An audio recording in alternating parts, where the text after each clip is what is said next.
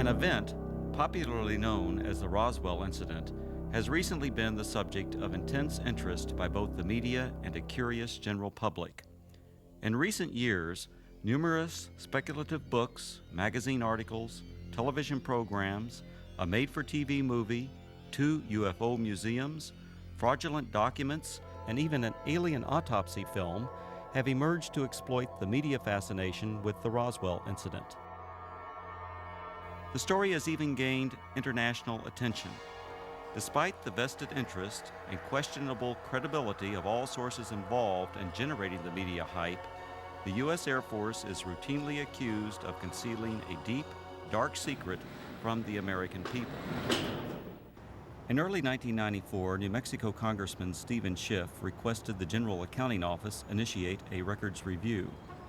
The purpose of this review was to determine if the U.S. Air Force or any other U.S. government agency possessed information on an alleged crash near Roswell, New Mexico in July 1947 of an extraterrestrial vehicle and its alien crew. In response to the GAO probe, the Secretary of the Air Force directed a comprehensive search for records. The objective of this search was to tell the Congress and the American people what the Air Force knew about the 1947 Roswell claims. If the information was still classified, it was to be declassified. If active or former Air Force officials had signed non-disclosure agreements, they were to be released from these agreements. The resulting 800-page report was completed in July 1994. The report concluded that the predecessor to the U.S. Air Force, the U.S. Army Air Forces, did recover material near Roswell in July 1947. What was recovered was not the remains of an extraterrestrial spacecraft and its alien crew, but debris from a then classified Army Air Forces research project codenamed Mogul. Begun in 1946, Project Mogul was a top-secret attempt to acoustically detect suspected Soviet nuclear explosions and ballistic missile launches. The project was accorded the highest priority because it addressed the most important post-war national defense concern, development of an early warning system to prevent a devastating surprise attack. Mogul used an odd assortment of naval acoustical sensors, radar reflecting targets, nylon fibers, and other equipment carried aloft by a train of weather balloons extending over 600 feet. Claims that the U.S. Army Air Forces recovered a flying disc near Roswell in 1947 were based primarily on a misidentification of the radar targets, a standard element of weather equipment adapted for use on the long Mogul balloon train. In June 1947, the oddly constructed radar targets were found by a local rancher who later reported the equipment as a flying disc. Following some initial confusion at Roswell Army Airfield, the flying disc debris, aluminum foil, rubber, paper, and sticks, was identified by Army Air Force officials as remnants of radar targets and weather balloons. With the positive identification by the Army Air Forces of the debris recovered by the rancher, events that occurred in 1947 were officially resolved and largely forgotten. Initially, the Roswell incident consisted only of accounts of the recovery of a flying disc. In 1947, there were no claims of alien bodies associated with the Roswell incident. The recovery of alien bodies became part of the Roswell story during the late 1970s, with other claims being made in the 1980s and 1990s. These later-day revisions to the Roswell story were often based on anecdotal accounts from second- and third-hand witnesses collected by UFO enthusiasts 40 or more years after the actual event. The same anecdotal accounts that refer to bodies also describe large-scale field operations conducted by U.S. military personnel using an assortment of military vehicles and aircraft to recover crashed debris supposedly from an extraterrestrial spaceship. Military personnel were allegedly led by an angry, red-headed captain, threatening those who witnessed the operation with imprisonment or death if they revealed what they observed. The popular Roswell story contends that the bodies, once recovered, were allegedly transported under tight security to the base hospital at Roswell Army Airfield for autopsy. At the hospital, the angry red-headed captain was again allegedly observed threatening civilians. Following the purported autopsies, the alien bodies were supposedly transported to Wright Field, Ohio, now Wright-Patterson Air Force Base, for further processing and storage. This summarizes the Roswell incident scenario as presented by UFO enthusiasts. On the surface, this explanation may appear plausible to some. However, things are not always as they appear. The reports of bodies were only briefly discussed in the 1994 Air Force report because the search for records from 1947, the year of the alleged incident, did not yield any data to support a 1947 claim of alien bodies. However, following the release of the 1994 report, additional research uncovered information which explains some of the claims of alien bodies associated with the Roswell incident.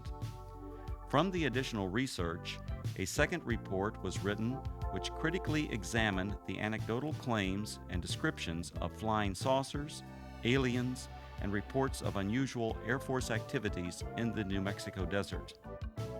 This in-depth examination revealed that many of these claims were reasonably accurate descriptions of Air Force activities.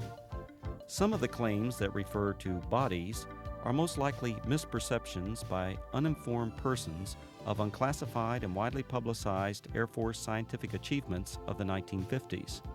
However, other descriptions of bodies appear to be exploitation of Air Force members killed or injured in the line of duty. The following are the 5 main conclusions contained in the second report. Research reveals that actual U.S. military operations, widely separated by time, geographical location, and purpose, have been misinterpreted or deliberately misrepresented. These misrepresentations collectively created what is known as the Roswell incident. UFO proponents failed to establish accurate dates of reported eyewitness accounts, in some instances by more than a decade. In addition, they erroneously linked all these accounts to the actual 1947 recovery of Project Mogul equipment. Eventually, these misrepresentations transformed a series of verifiable Air Force activities into what some have described as the extraterrestrial event of the millennium. Reports of aliens in the New Mexico desert were actually anthropomorphic test dummies that were carried aloft by Air Force high-altitude research balloons. Critical examination of alleged alien sightings consistently matched the physical characteristics of these dummies, as well as where and how they were used. Vince, that new dummy cam is great. Yeah, it'll sure give people a whole new outlook on what it's like when you don't wear a safety belt.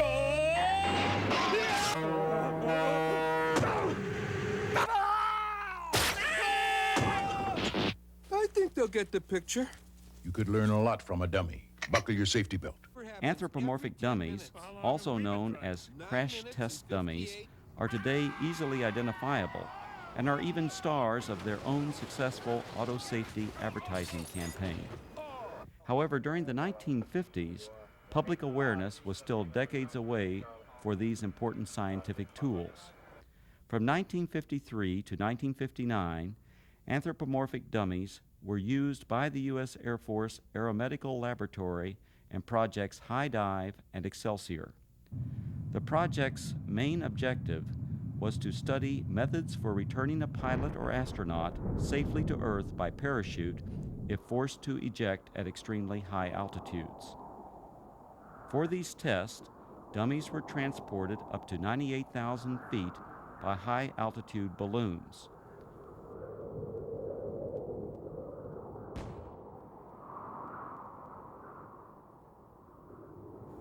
The dummies were released for a free-fall period, during which body movements and escape equipment performance were recorded by a variety of instruments.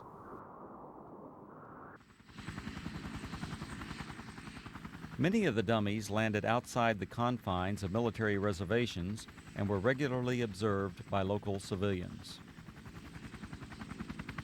Following a series of dummy tests, a human subject, Air Force test pilot Captain Joseph W. Kittinger Jr., now a retired colonel, made 3 bailouts from high-altitude balloons. These and other aeromedical projects that used both dummies and human test subjects were unclassified and widely publicized in the press and other media. In 1956, 20th Century Fox released On the Threshold of Space, a feature-length motion picture based on these projects and filmed on location at Holloman Air Force Base. Air Force personnel, aircraft, high-altitude balloons, and other equipment, including the actual anthropomorphic dummies, were used in the making of this film. The eyewitness reports of military units that always seemed to arrive shortly after the alleged crash of a flying saucer were actually accurate descriptions of Air Force personnel engaged in high-altitude balloon and anthropomorphic dummy recovery operations.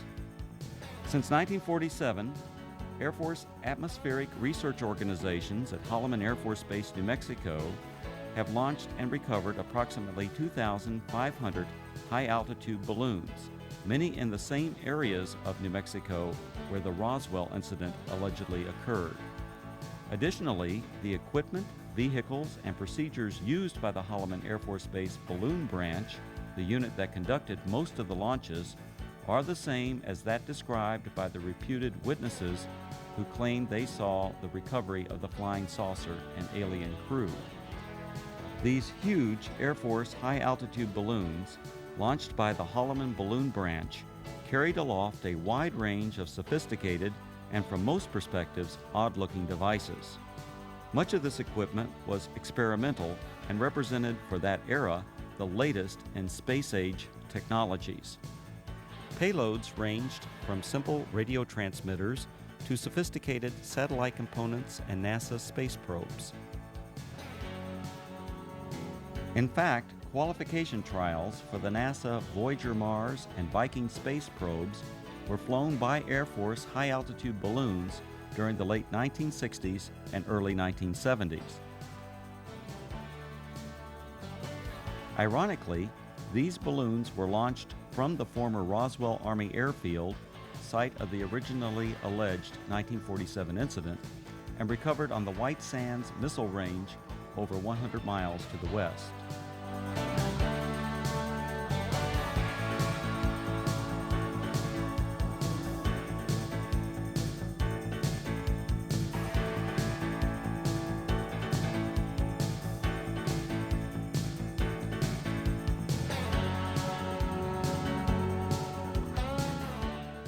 Recovering the balloon payloads was essential for accomplishing the scientific objectives of the high-altitude balloon program. The primary high-altitude balloon recovery areas were and still are located at predetermined sites throughout Arizona, West Texas, and New Mexico, including the area surrounding Roswell. To retrieve the equipment many miles from Holloman Air Force Base, recovery personnel operated a variety of aircraft and vehicles.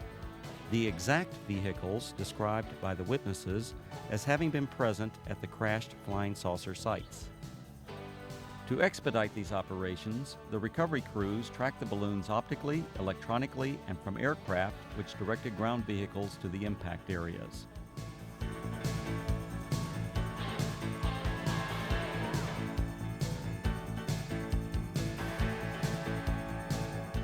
In several of the Roswell accounts, unsubstantiated allegations asserted that military personnel who retrieved equipment from rural areas of New Mexico intimidated and threatened civilians on the scene. On the contrary, Balloon Branch personnel enjoyed good relations with the local community and often solicited their assistance following a balloon or payload landing. In the course of their activities, recovery personnel rented or borrowed tractors, bulldozers, snowmobiles, and even pack mules from local residents. The payloads, parachutes, balloons, and circling chase aircraft often draw crowds of curious onlookers from the local community. In fact, so many civilians are often present at balloon or payload landing sites, the scenes were once described by balloon branch personnel as being like the circus coming to town. Here's what it looked like this afternoon, floating from east to west over town. It was way up there, all right, some 25 miles over our heads, the Air Force later told me. The giant helium-filled balloon eventually collapsed, falling to Earth like 1,000 pounds of cellophane, landing on the Gila Indian Reservation southwest of Phoenix. A short while later, we spotted this, a large parachute, perhaps 100 feet across. Dangling beneath it was some sort of a silver box that made a rather hard landing. This is what had been attached to that balloon, we would later find out. There were no markings on it, no way at all of telling what it was. Then the Air Force pulled up. Excuse me, we don't mean to be too nosy, but about 1 million people in Phoenix are dying to know. What is it? What is it? Yeah. This is a scientific payload that was launched from Holloman Air Force Base in New Mexico. How far are we? About 400 miles? Okay, it went up to approximately 125,000 feet in the air, carried aloft by an 11 million cubic foot balloon. So there you have it, an Air Force experiment to gather information on gases in the upper atmosphere. Thank goodness it was one of ours. Len Clements, News Center 10. In addition to high-altitude balloons, the Holloman Balloon Branch also launched low-altitude tethered balloons. These tethered balloons may have inspired at least one account of an alien craft associated with the Roswell incident. In a popular book, the authors present a drawing of a crashed spaceship, allegedly given to them by an anonymous witness. When this drawing is compared to a photograph of an experimental tethered balloon flown at Holloman Air Force Base in March 1965, the similarities are undeniable.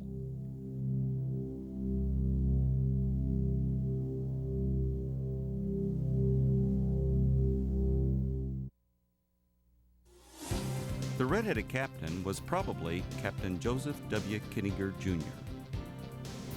Captain Kittinger served as the project officer or pilot in all three of the Air Force's manned high-altitude balloon projects, Man High, Excelsior, and Stargazer.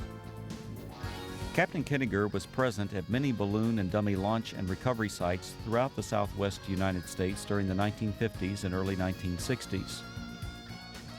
However, other than the allegations made by UFO proponents, there is no evidence of any kind that Kittinger confronted or threatened civilians.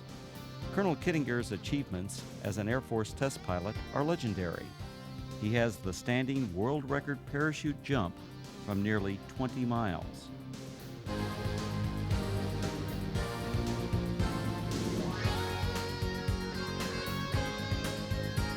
Later, he went on to serve 3 combat tours in Southeast Asia and is credited with an aerial victory while engaged in combat over North Vietnam.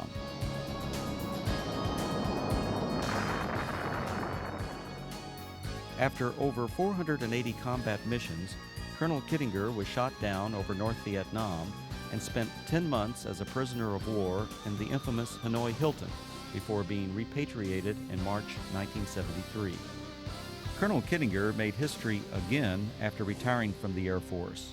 In 1984, he accomplished the first solo crossing of the Atlantic by balloon. The final and most disturbing conclusion of the second Roswell report is the apparent exploitation of Air Force members killed or injured in the line of duty to perpetuate the alleged sightings of alien bodies. Claims of bodies at the Roswell Army Airfield Hospital were likely a combination of several aircraft accidents and an unusual manned balloon mishap. One aircraft accident occurred on June 26, 1956. 11 Air Force members died when their fully loaded KC-97 tanker aircraft experienced a propeller failure 4.5 minutes after takeoff. The crash site was approximately 9 miles south of the former Roswell Army Airfield, renamed Walker Air Force Base in 1948. The badly burned bodies of the 11 crewmen were identified and processed at the Walker Air Force Base Hospital. The alleged claims of bodies at the base hospital can be traced to a single witness whose descriptions closely matched the condition and the circumstances under which these victims were identified. Furthermore, claims of bodies attributed to specific Air Force personnel are unsubstantiated. Some of these individuals were not even present at Roswell Army Airfield in July 1947. The balloon mishap occurred during a low-level training mission for backup pilots in the Project Excelsior high-altitude manned balloon program. This unusual accident occurred approximately 10 miles northwest of Walker Air Force Base on May 21, 1959. One of the three crewmen, Captain Dan D. Fulgham, now a retired colonel, was injured during landing.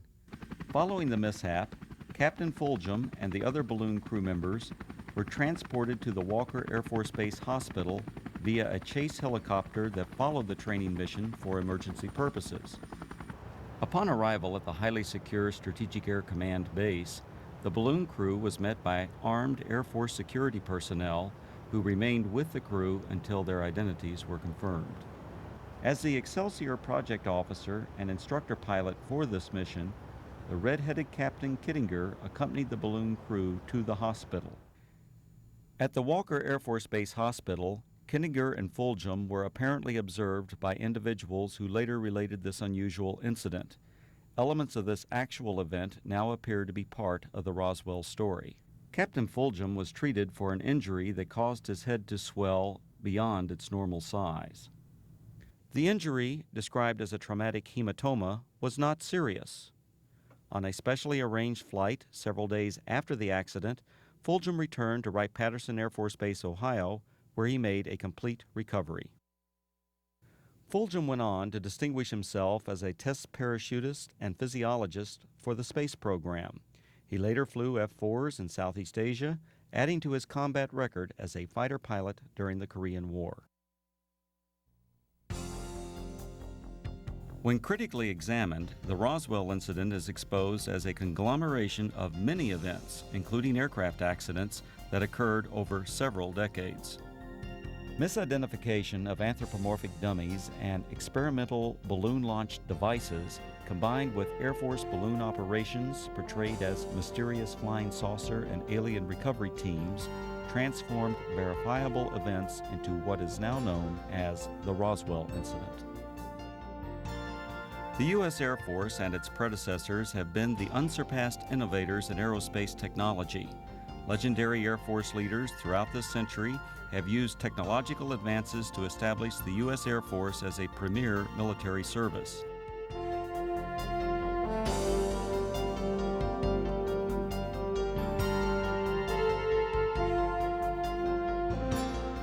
The facts presented in the reports examining the so-called Roswell incident did not reveal it to be a dark secret or government cover-up as persons unacquainted with Air Force technologies proclaim.